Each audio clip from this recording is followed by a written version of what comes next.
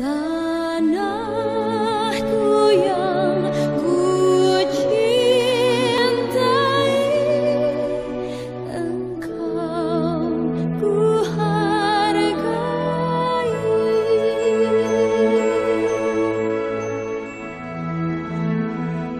Walaupun banyak negeri ku jalani, yang masyhur permai di kata orang, tetapi kampung dan rumahku,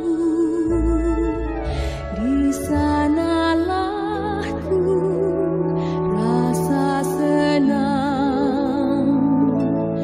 Tanahku tak ku lupakan, Engkau ku banggakan.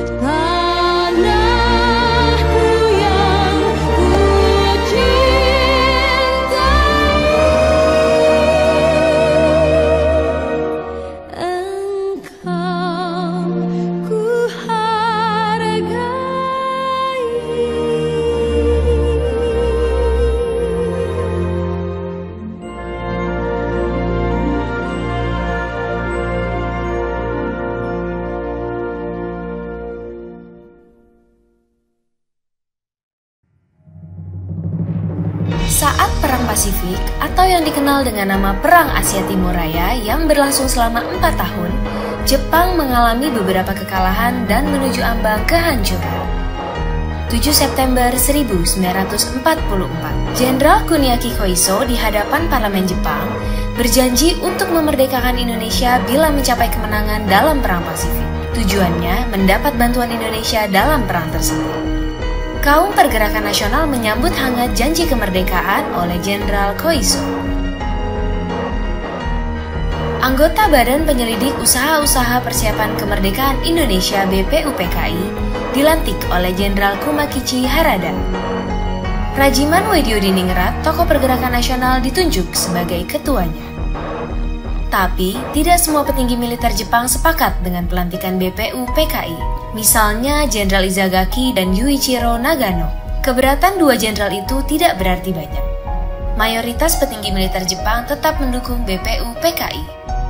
Sidang BPUPKI dari 29 Mei sampai 1 Juni 1945 pun berjalan mulus. Setelah bersidang 2 kali, kerja BPUPKI berakhir dengan baik, sesuai harapan Jenderal Kumakichi Harada. BPUPKI lalu dibubarkan oleh Jenderal Terauchi Hisaichi, diganti jadi Panitia Persiapan Kemerdekaan Indonesia (PPKI) 7 Agustus 1945. 21 nama anggota PPKI diumumkan. Sebagian besar berasal dari BPUPKI. Mereka sudah bersiap sidang pada 16 Agustus 1945. Soekarno, Hatta, dan Rajiman Weddiodiningrat wakil PPKI terbang ke Dalat, Vietnam 12 Agustus 1945. Di tengah kabar pengeboman Hiroshima dan Nagasaki di Jepang, Jenderal Hisaichi Terauchi, Panglima Angkatan Perang Jepang di Asia Tenggara, menyambut kedatangan mereka. Jenderal Terauchi berkata bahwa PPKI bisa segera memproklamasikan kemerdekaan Indonesia. Kabar gembira tepat pada hari ulang tahun Hatta. Mereka semua senang, kemerdekaan sudah di depan mata. Sepulang dari Vietnam, sejumlah pemuda dari organisasi Angkatan Pemuda Indonesia API membawa Soekarno dan Hatta ke Rengas Dengklok pagi hari 16 Agustus 1945. Dalihnya, situasi Jakarta genting, Bung. Pemuda mendesak Soekarno dan Hatta segera memproklamasikan kemerdekaan Indonesia. Jepang sudah menyerah, kata para pemuda. Soekarno dan Hatta terkejut, tapi Soekarno enggan memenuhi permintaan para pemuda. Menurut Soekarno dan Hatta, proklamasi kemerdekaan harus melalui rapat PPKI. Pemuda akhirnya memulangkan mereka ke Jakarta sore harinya. Sepulang dari Rengas Dengklok, Soekarno dan Hatta hendak bersidang dengan PPKI di Hotel Das Indies, Jakarta. Tapi Jepang melarangnya. Perubahan situasi mengarahkan rapat persiapan kemerdekaan ke rumah Laksamana Maeda, perwira Angkatan Laut Jepang. Di tempat inilah dalam sebuah ruangan, Soekarno, Hatta, dan Ahmad Subarjo merumuskan naskah proklamasi kemerdekaan tanpa gangguan dari Jepang. Soekarno lalu membacakannya ke anggota PPKI dan pemuda di serambi rumah. Naskah yang singkat, tapi semua sepakat dengan isinya. Kemerdekaan bukan lagi impian. Hari bersejarah itu tiba. Soekarno membacakan naskah proklamasi kemerdekaan Indonesia ke banyak orang di rumahnya, di Jalan Pegangsaan Timur nomor 56 Jakarta. Proklamasi.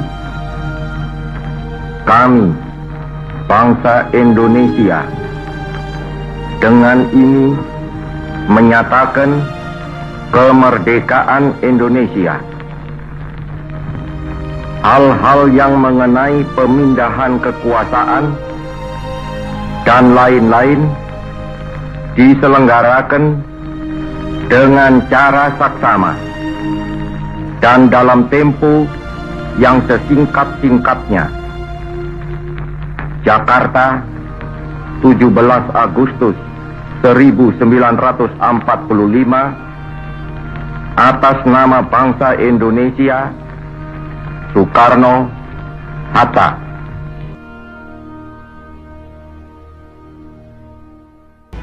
Tokoh-tokoh pergerakan nasional dan rakyat biasa membaur, mendengarkan pembacaan itu dengan heran. Setelah itu, bendera merah putih jahitan Fatmawati, istri Soekarno, dinaikkan perlahan, diiringi lagu Indonesia Raya. Penghormatan pun diberikan. 17 Agustus 1945, Indonesia akhirnya merdeka.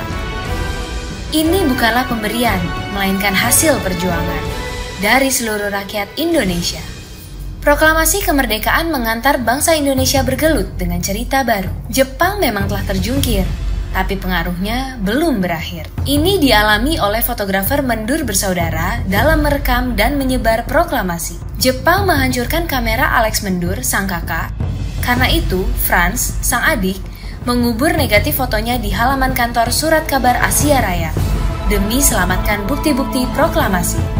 Di tempat lain, pewarta berhasil mengabarkan proklamasi lewat media cetak, juga melalui siaran radio dengan menggunakan beragam bahasa daerah.